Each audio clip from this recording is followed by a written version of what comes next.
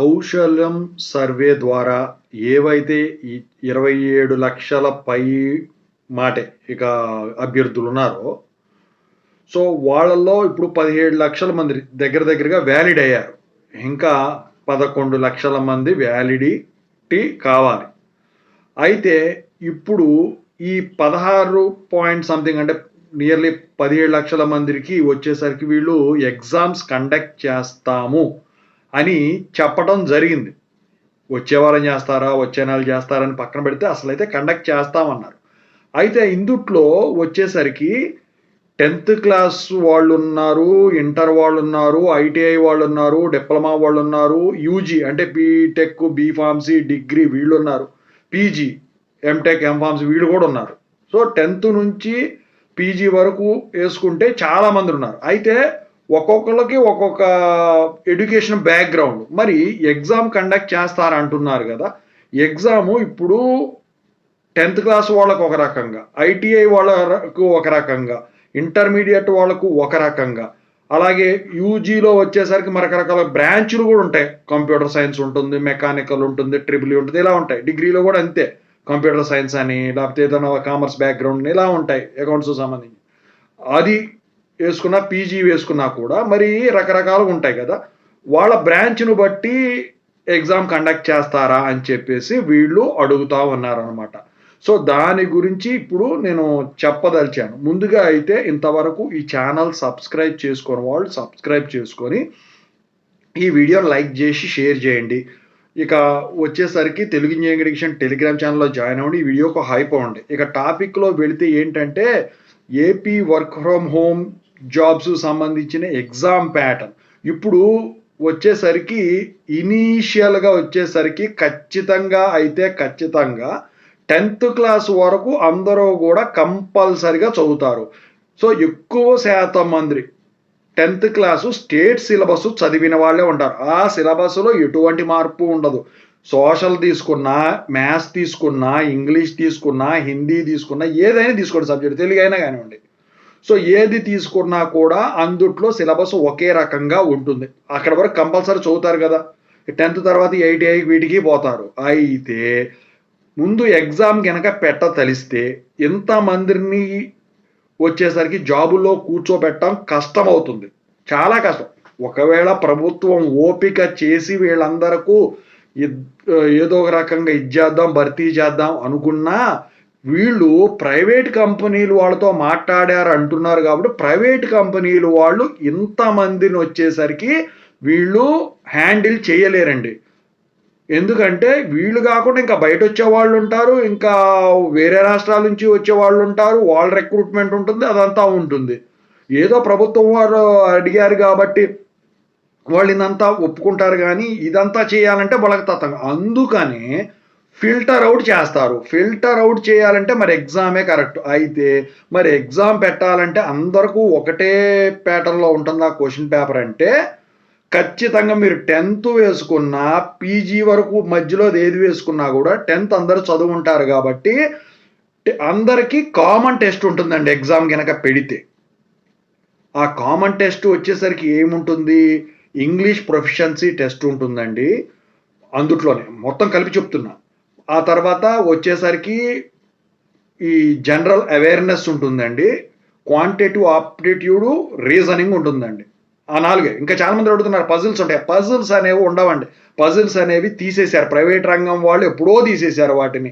ఇన్ఫోసిస్ లాంటి కంపెనీలు, టీసీఎస్ లాంటి కంపెనీలు కూడా ఒకప్పుడు పెట్టేవి, ఇప్పుడు పెట్టట్లేదు. అందుకనే పజిల్స్ జోలికి ఎవరు కూడా వెళ్ళరు. రీజనింగ్లో వచ్చేసరికి ఉంటాయి కదా ఇమేజెస్, ప్యాటర్న్స్, సో వాటి గురించి సిట్టింగ్ అరేంజ్మెంట్స్ అవి ఇస్తాడు. క్వాంటిటేటివ్ ఆప్టిట్యూడ్లోనేమో 10th క్లాస్లో మీరు చదువుకున్న బోర్డ్స్ అండ్ స్ట్రీమ్స్ ఇలాంటివి ఉంటాయి చూసారా, వాటి ప్రకారం ఇవ్వటం అయితే జరుగుతుందన్నమాట. క్వశ్చన్స్ అనేవి 100 మార్కులు ఖచ్చితంగా అయితే మార్కులు తగ్గకుండా క్వశ్చన్ పేపర్ అయితే ఉంటుందండి. క్వాలిఫై మార్కులు ఖచ్చితంగా అయితే 40 మార్కులు తక్కువ అయితే పెట్టరు. మరి ఇక్కడ రిజర్వేషన్ అనేది ఏమన్నా వైటల్ రోల్ ప్లే చేస్తుందా ఇక్కడ అంటే రిజర్వేషన్ బట్టి ఉంటుందా? రిజర్వేషన్ బట్టి అయితే ఉంటుందని నేనైతే అనుకోవట్లేదు. మరి అందుట్లో వాళ్ళు ఏమన్నా మెన్షన్ చేస్తే తప్ప. సో ఎగ్జామ్ అయితే ఇంతవరకు ఉంటుంది. మరి మిగతా వాళ్ళకి 10th క్లాస్‌తో పాటు వాళ్ళకి పెడితే ఇది మాకు ఏ రకంగా ఉపయోగపడుతుంది? మా తగ్గ ఉద్యోగాలు ఏంటని అంటారు. అయితే అందరూ కూడా ఏదైనా గానివ్వండి కామన్‌గా ఉండే వర్క్ ఏదన్నా ఉంది అంటే కంప్యూటర్ మీద ఎంఎస్ ఆఫీసు. అందుట్లో ఎక్సెల్‌దైనా కావచ్చు, వర్డ్‌దైనా కావచ్చు, లేకపోతే ఇంకా వచ్చేసరికి అకౌంట్స్‌దైనా కావచ్చు. ఉంటాయి గదా! అకౌంట్సు. ఆహ్, ప్రాఫిట్ లాస్ అకౌంట్స్ అవన్నా గావచ్చు. అకౌంటింగు. ఇంకా టాలీ అలాంటియైనా కావచ్చు. ఏదైనా దానికి సంబంధించి ఉంటుంది గానీ, మీరైతే భారీ ఎత్తున మాత్రం ఊహించుకోవద్దు. కానీ, ఇక్కడ వాళ్ళు తర్వాత చేపిచ్చిన రిజిస్ట్రేషన్‌లో స్కిల్ సెట్ గూడా అడిగారు.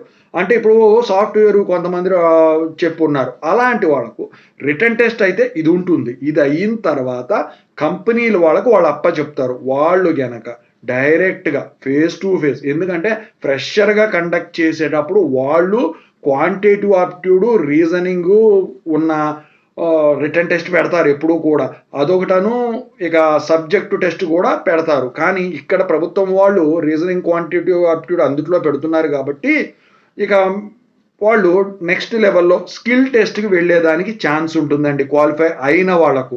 షార్ట్ లిస్ట్ అయిన వాళ్ళతో పంపిస్తారు కదా! ఫర్ ఎగ్జాంపుల్ ఇప్పుడు మీరు మెకానికల్ బ్యాక్‌గ్రౌండ్.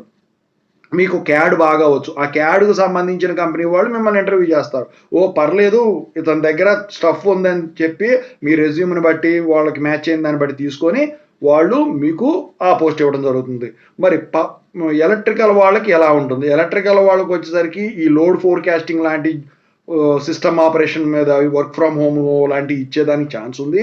లేకపోతే ఇంటింటికి తిరిగేసి లోడ్ క్యాలిక్యులేషన్స్ ఉంటాయండి. లోడ్ పాయింట్స్ అని లేకపోతే అమరావతే ఉంది. ఇప్పుడు కొత్తగా బిల్డింగులు కడుతున్నారు. వాటి పాయింట్స్ ఇప్పుడు ఏంటంటే ఇప్పుడు వైరింగ్ చేసేటప్పుడు లోడ్ పాయింట్స్ ఎంత లోడ్ అవుతుంది ఏంటి ఉంటాయిగా ఈ క్యాలిక్యులేషన్ వర్క్ ఇలాంటివి సంబంధించినవి ఇచ్చేదానికి ఉంటుంది.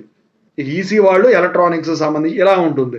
ఇక ఐటీ వాళ్ళకి ఐటీఐ వైరింగ్ ఇక అదే బిల్డింగ్ ఇందాక చెప్పిన వాటికి వైరింగ్ చేసేదానికి ఇచ్చేదానికి ఛాన్స్ ఉంటుంది.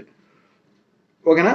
సో స్కిల్ వీళ్ళకి ట్రైనింగ్ అనేది ఎలా ఉంటుంది? ట్రైనింగ్ కూడా వీళ్ళు ఇస్తారు. ఎవరైతే తీసుకుంటున్నారో ఫర్ ఎగ్జాంపుల్ ఇప్పుడు ఐటీఐ వాళ్ళు ఉన్నారు, డిప్లొమా వాళ్ళు ఉన్నారు. వాళ్ళని ఎవరైతే కంపెనీ రిక్రూట్ చేసుకుంటుందో వాళ్ళకు వచ్చేసరికి నాకు తెలిసి ట్రైనింగ్ ఇస్తారు. ట్రైనింగ్ ఇచ్చి ఆ వర్క్ మీద ఎక్కడైతే వాళ్ళ ప్రాజెక్టులు ఉంటాయో అక్కడ పంపిస్తారండి.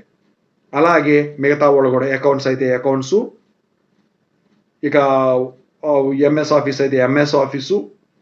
అయితే ఇందుట్లో మీకు తెలియని విషయం ఏంటంటే ఇంకా ఎక్కువ చదువు చదివిన వాళ్ళు ఉంటారు పీజీలు. వాళ్ళకొచ్చేసరికి ఏంటంటే ఇప్పుడు గవర్నమెంట్ కాలేజెస్ కానీ, లేకపోతే ప్రభుత్వంలో ఎయిడెడ్ కాలేజెస్‌లో గానీ గెస్ట్ లెక్చరర్సు, గెస్ట్ ఫ్యాకల్టీ ఇలాంటివి ఉంటాయి. వాటికి కూడా పంపించేదానికి ఛాన్స్ ఉంది. ఎందుకంటే తలసరి అంటే నెలసరి ఆదాయం అనేది మీకు ఉంటుంది కాబట్టి అంటే నెలవారీ జీతం గనక అయినట్టయితే కంపెనీని బట్టి మారుతుందనుకోండి. వీళ్ళేదో గంటల లెక్క అని చెప్తున్నారు. గంటల లెక్క ఉండదండి అది. నెలల లెక్కే ఉంటుంది జీతము. సో, దాని ప్రకారం వీళ్ళు ప్రొవైడ్ చేయడం అయితే జరుగుతుందండి. అడ్‌హాక్ ఫ్యాకల్టీ ఎలాంటి అడ్‌హాక్ టీచర్స్ ఇలాంటివి ఇవ్వటం అయితే జరుగుతుంది. ఫార్మసీ వాళ్ళకి చెప్పనవసరంలా. ఫార్మా కంపెనీలు చాలా ఉన్నాయి. ఇది ఓవరాల్‌గా ఇంటర్వ్యూ ప్రాసెస్. ఇది మీరు ఖచ్చితంగా అనుకోవచ్చు. చాలా మంది అంటున్నారు. ఈ కంప్యూటర్ ముందు హెడ్‌ఫోన్స్ కూడా ఇచ్చారు. ఇదంతా చేశారని జెప్పేసి. అంటే అది ఎందుకు ఇచ్చారంటే అందరి దగ్గర సిస్టమ్స్, ల్యాప్‌టాప్స్ ఉండవు. అయితే అది పలానా కంపెనీ వాడు రిక్రూట్ చేస్తానంటే అక్కడ తీసుకెళ్ళి దాని ముందు ఇది వెబ్ కెమెరా ముందు కూర్చోబెట్టి హెడ్‌ఫోన్స్ ద్వారా మీతో ఇంటర్వ్యూ చేపిస్తారండి. ఓకేనా? సో, ఈజీగా ఉంటదా? హార్డ్‌గా ఉంటదా? అని అడుగుతున్నారు. ఇది నెక్స్ట్ వీడియోలో చెప్తాను. ఇప్పటికే లెంగ్త్ ఎక్కువైపోయింది. ఓకేనా?